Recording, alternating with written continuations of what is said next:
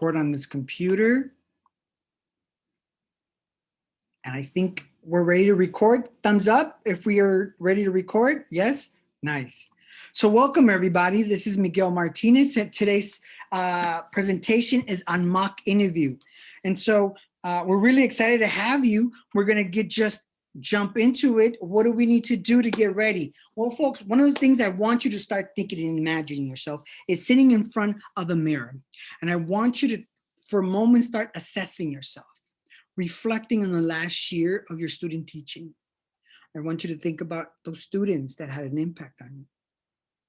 Think about maybe a situation where it didn't go as well as you planned, or a lesson that just didn't click, or something you did for the school or for a colleague. A big part of interviewing is really understanding how to tell our story. And that's going to be a big part of what I'm hoping to get you to start thinking about. What's your story? What do you have to offer the school district? And why would you be a great member of that team? Once we finish with the assessing ourselves, we're going to move into the research piece. There's going to be a big part of your success is how well you know the people you're interviewing and how much information you're going to be able to provide. Then we're going to talk a little bit about how to make sure that the appearance, not just how we dress, but our Instagram and our social media and our LinkedIn, all those things are what is called dress for success. Hopefully we're going to get a little bit about that 30-second commercial. And down the line, we're going to talk about the other pieces that you're going to need. So let's start about sharing our story with some swag. So you've been in a credential program. How has that prepared you for teaching? How has that made you a great teacher or on your path to becoming a great teacher? Take some moments, write some things down, kind of reflect on that. Then it's the student teaching. There were some great moments and some difficult. You're still in this for some of you folks. What does that look like for you? And then this big piece that I'm constantly talking to students as we prepare for interviews, this idea that a teacher's formed in the classroom, not always. Life is what prepares us to be a great teacher. And a lot of it is some potentially related jobs in education or other jobs. We have a lot of you folks who used to have a different profession, your career changers. And I want you to reflect on that because I don't want you to throw those experiences away. I want you to really think about those experiences and what skills and abilities did you develop by doing those? Those are going to be critical. It's that storytelling piece that's going to make us really focus on us. Some of you were student leaders or you volunteer in your community. I don't want to leave anything behind. And I'm specifically using colors because we talked about the importance of labeling, right? Specifically the little trick I taught you last time on resumes and why it's important to use colors. So once now I have assessed and evaluated my experience, now I'm ready to start thinking about where do I want to go? Where do I want to start my career? And so research, research, research, research. Understand that each district, even though it's a district, they have different needs. They have different focus. And so your job is to trying to find as much as possible about that school district that you're wanting to start your career in. One tip is that start identifying 5 of those school districts that you want to break into. Go online, start following them. On LinkedIn, you could actually look for who's the HR head and you could start connecting with them. So as opportunities start going in, as opportunities that are not always advertised on all the platforms, you're going to get to be the first one to kind of evaluate and see what are they hiring for and who. Know what they need. What is their need? Because you're going to try to figure out how you, specifically you, are going to be able to contribute to that need. You're going to review those job announcements are so important. I think about like It's almost like you're decoding a fancy code or a poem. Think about that job announcement. Think about what they're asking for. What set of skills should I have? What experiences would really connect with that job? And you're going to turn around and you're going to create that resume that connects to that job posting and the needs and that school district. And I would say also start practicing that 30-second commercial. How are you going to introduce yourself to folks? How are you going to be able to come off with information on the top of your head? So the research piece is going to be important.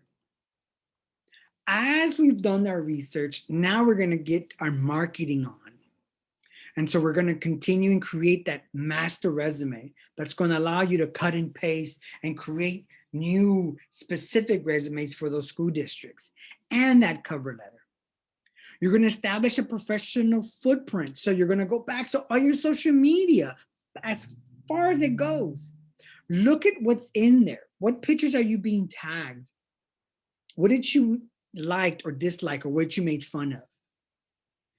We live in a time where a lot of people expose themselves.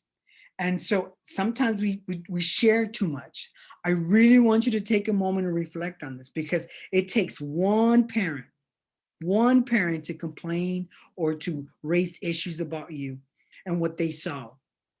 And so a lot of times students, but that's my right for submitment. You could be right, or we could get you into a job situation. And so be mindful of that. What are you putting out there on social media? I also would maybe advise you to create 2 different accounts, your personal persona and your teacher persona.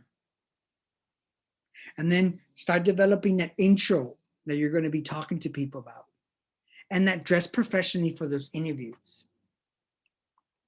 So notice I'm really setting up. I'm not even getting into the interview yet, because there's certain steps that we got to get you to start preparing for it. As you're evaluating all these things, you should be getting a better picture of who you are, right? You're evaluating and you're getting to see things that maybe you hadn't seen about yourself. We're really in this discovery piece, or rediscovery, I should say. I'm trying to get you to see what makes you different, what makes you unique, and why would a school district want to bring you on board? And to ask those questions, you got to really do that reflective aspect of it. Now let's start about this interview. And what should I be thinking? So I send out my information. I got some callbacks. So the day interview, what should I do? Well, once time, give yourself enough time. Give yourself time to prepare. Give yourself time to sleep. Give yourself time to put yourself in that mode of interviewing. Make a good first impression, whether it be at the job fair, whether it be on that first interview session. But first impressions count, folks. You typically want to get there early, not an hour early and get there and like, I'm here, right? But anywhere from 10 to 15 minutes, even on a Zoom session. You never know what technology, what occurs. You want to make sure you turn off the phone. Oh, that's a big one, right? I've been interviews and people are, and it's like, oh my goodness, I had to turn it off. When the interview was over, I looked, it was my mom. And they're just people excited for you, want to call you for good luck while you're in the middle of the interview. So make sure you're handling your phone or these distractions. Be nice, courteous to everybody. Whether it be on in-session, in-person interview, as you're walking in from the parking lot, to how you greet the administrative personnel, to the custodians, be nice. It matters. Smile, look happy. And that's not always easy on the Zoom, okay? So you're gonna really have to animate in these interviews. Like, you seeing me moving my arms around? It's not easy, but you wanna make that connection. You wanna let them know, get a little glimpse of how you're gonna be in the classroom. If you're dry and I can't really hear you and you're slouching, I'm thinking as a principal, is that person gonna be able to handle a class full of students? What kind of environment is that person going to create if he's already quiet and doesn't seem excited and low voice, low energy. And last thing I want to bring this out, you do not talk about salary in these interviews. That is for you in HR to dance with. But at the interview, we don't address salary. So what's this interview? What's the strategy? What's the step? So we're typically looking at 3 stages. The green is we're going to start this off. We're going to potentially shake some hands or maybe do the bump, right? Great smile. And it's usually going to start off with something like, tell me about yourself. And so what happens is students will go, yes, I've been teaching for 4 years and I've been, and you're just giving all your information right off the bat. Take your time. That's not what that question is designed. The tell me about yourself is one to take the nerves out. It's an easy question. Interviewers want to know a little about you. You don't have to start going in sales mode yet. You're introducing the product. Sure, thank you. Well, as you know, my name is Miguel Martinez. I've been career services. Initially from Southern California. I'm a first generation college student. I really enjoy, part of my passion is to help students be successful in their career development. Down the line, I see myself going into teaching, maybe as a professor at a community college. So a little bit of the past, a little bit of the present, and a little bit of the future is always a good, nice mix.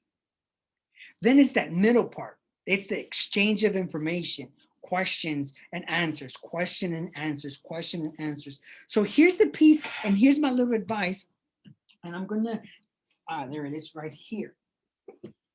Typically, you're gonna wanna come in with a nice little portfolio. I like to put the portfolio and ask if it's okay if I make some notes. So I opened up the portfolio. On one side, I'm gonna have my resume just so I could kind of peek and remind myself of certain things. But when I hear a question, I don't know about you, but it helps to just pause, write it down. One of the things about writing it down is that you're really taking time to, what is the question they're asking me? Not what is the question that I want to answer.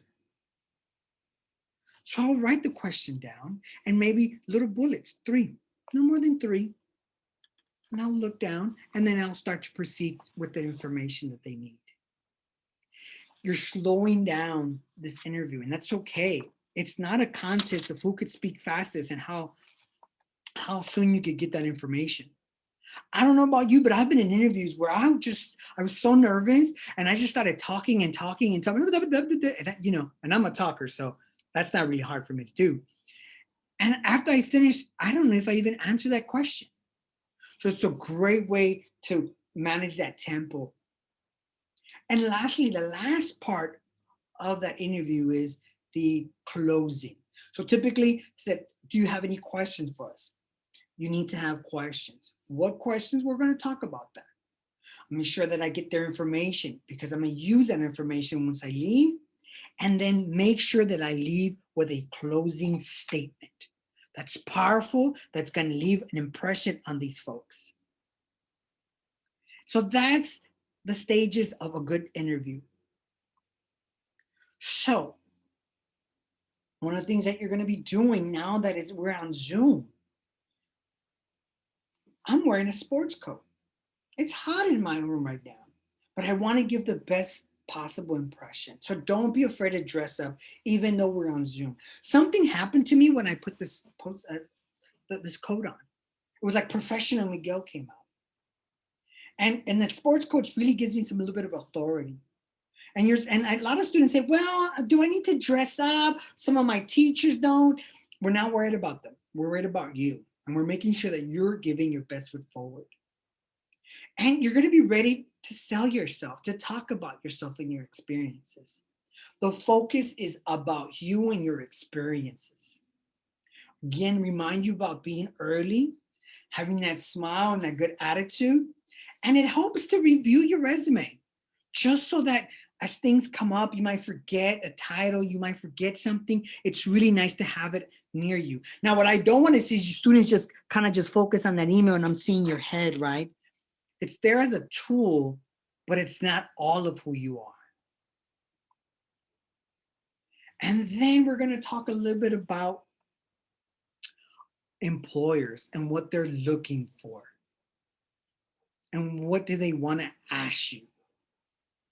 They definitely are seeking to understand your verbal and your written communications. They want to know how you solve problems and how great of a critical thinker you are. Because teaching is that, constantly solving problems and finding solutions by critically thinking about them. Your leadership, your teamwork, the uses of technology in the classroom, and that work ethic. Oh, that's going to be important. And so start thinking about maybe developing a bullet or two antidotes of each of these things. So as questions come up, you can use those examples. So some of the things and common questions you're going to ask and trip students off is that, tell me about your strength or your weakness. So first of all, why do we ask you that? Well, a lot of it is, it's not like we're looking to catch you and say, oh, you're not perfect. We're not looking for perfection. We're looking for someone who's going to be honest, someone who understands themselves and their experience, and they can talk about it. So typically what you want to do is think about your strength, provide some down there. Think about some areas that you're going to need help or that you're improving on. Now, the trick here is to be honest. Oh, we could smell it when you're, one of my weaknesses, I work too hard. Oof, that's not always the best example, right? There's something about an individual that could talk about their weaknesses. That shows maturity. That shows confidence when you're saying you're not really good at something, but you're also providing me things that you're doing to alleviate, work on, improve. I think so. Those are the pieces that you want to focus on, right? Being honest, being forthright of areas of improvement, and have an action plan on how you're helping or how you're improving, how you're ensuring that that's getting taken care of. They're going to throw some behavioral questions at you. And they're often are there to get to understand how you think and how you handle certain problems or situations. So example, describing a situation in which you would recognize a potential problem as an opportunity. What did you do? I think I'm going to stop the recording. I'm going to pause recording. Okay, folks. So we left on a little bit about the behavioral questions. And those are there to help the employer, the principal, the hiring managers kind of understand how you solve problems, how you deal with them. So just be prepared to think about situations.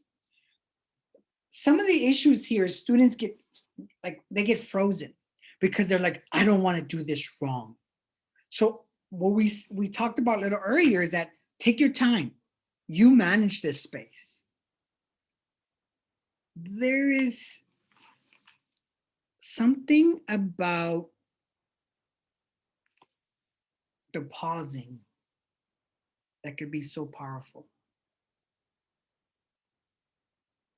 Just like I did now. And somehow in interviews, we get scared of that quietness. Look at it. People get uncomfortable with that. You're not, because we're going to prep you for that. You're just gathering your thoughts and really thinking about this question and how would you solve it. And I think the biggest problem with here is that you're so nervous and you don't let your instincts, and you're so concentrated or worried about getting it wrong. A lot of these questions are not about right or wrong. There really isn't. It's more about you walking the employer of how you solve that situation. And so for those kind of questions, I want to introduce you. Some of you have known about it, some of you may not. The STAR system. Oh, I love the STAR system. Let me see if I could hide this a little bit. Yeah. And it's situation, task, action, and result. So when they ask you the question, think about it. I was asked to develop an electronic homework assignment filing system to replace the paper files. The task to eliminate all paper files while retaining the information with those files to increase parent satisfaction. I developed an Excel spreadsheet to log in which files exist. Then I prepared a new electronic form to replace the old forms, which resulted as students now are able to update those informations online without filling a new form each time. All files were updated into a new system in a timely manner, and parents express more satisfaction on this result. So that's what we're looking at, these behavioral questions. Taking time to listen to what they're asking. Situation, what is the problem? What is the task at hand? What actions would I take or have taken, and what was the result? So this is for potential or real life situations. One of the questions you're going to be asked is, how do you deal with an angry parent? Can you tell us an experience you've had? So now you think about it. And then you go, oh, this is a situation. What's the task? What was the action? And what was the result? So I'm hoping that you take time to kind of reflect and play with this a little bit.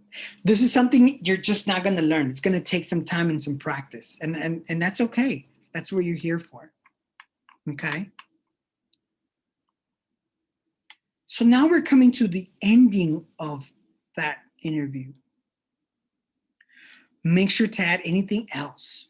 So a lot of times what happens is as you second, third question in, you're like, oh my God, I forgot to mention this. Write it down, right? At the end, you could go back and say, you know, I just want to clarify, or I just want to add for that other, for question blank blank, I forgot to also mention X, Y, and Z. That's okay, you could do that. And you could wait for that at the end. You always are going to ask questions. That's important. Now ask questions, and the next thing students are, well, what should I ask? And I often talk about, let your research guide you. Let your ears, heart, eyes guide you in that interview, that you hear something specific. I remember being interviewed, and one of the conversation was, there was a coach, there's academic decathlon coach who was retiring. And he said in the committee, and he talked about how much he enjoyed it and how he was going to let it go. And I happened to mention that I was in the academic decathlon team. And we started having that conversation, how I like to support. If I was to hire, I would love to support. And now that coach is watching me and going, I think I found the new academic coach. So it's not just about what you research, but also in that room. But you need to ask questions. And think about, like, why did you choose that organization? A lot of times is, how would you describe this campus, or how would you describe your department? That's okay. I just don't want you to ask things that should be very evident to me. It shouldn't be on my website. It shouldn't be on the job announcement. It sounds lazy when you're not on top of that. Ask me questions that really mean something. And also, don't forget to finish with a closing statement. Something in there. Well, thank you. Thank you. If you have any more questions, we'll be ending. I just want to add, I want to thank the committee and all you folks for being in here and giving me the opportunity to connect. You know, after doing my research and finding about all the great things that are happening in your school district, specifically XY High School, this is a place where I want to start my profession as a young teacher. I enjoyed hearing the positive reviews from parents and students, and I feel that I could contribute to this community. So I want to thank you for giving me the opportunity, and I look forward to hearing from you. Something in that nature. It's almost like you drop the mic on them. But you have to have strong closing statement. And so, as we talked about at the interview, you finished asking your questions, you thanked them, you did the handshake, you did the contact, and then you remember we talked about getting their contact information either through a card, a business card, or an email, because you're gonna follow up. You're gonna follow up with a thank you note. Hey, thank you for giving me the opportunity. I enjoy our time together. Specifically, and if you wrote some things on that coach or someone said something else, follow up. Make it unique to that individual people or that person. That goes a long way. That shows professionalism.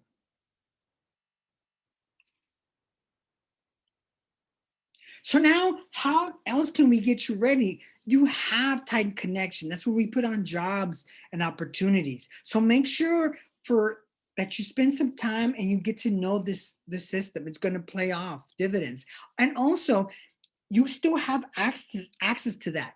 Even though you graduated, after a year, you'll still have access for up to 1 year. You're always welcome to come to our workshops. We have this thing called a VMOC. It's not perfect, but I really like some of the feedback that they give you. It's an instant resume review. Like I said, it's not perfect, but it does give you some really pretty cool, neat tricks to help you spruce up your resume. And there's this thing called Interview Stream. It's really a great opportunity for you to practice your interviewing. All you need is to create an account. You could tell them what kind of teacher. You're able to pick your questions. If you have a camera, it records you. And then afterwards, it gives you a little assessment piece. So you could play and you could, how many did you answer the question? How many likes? So you're prepping for these interviews, right? You're getting better every day in telling your story. My name is Miguel Martinez. Please follow me on COEMI Martinez on Instagram. Technically, our office hours are 8 to 5. Our number is still on. We're still located in LH 208, though you may not be able to visit us there. We are doing everything and a lot of things on Zoom. Let's see. So at this time, I'm gonna stop sharing and let me pause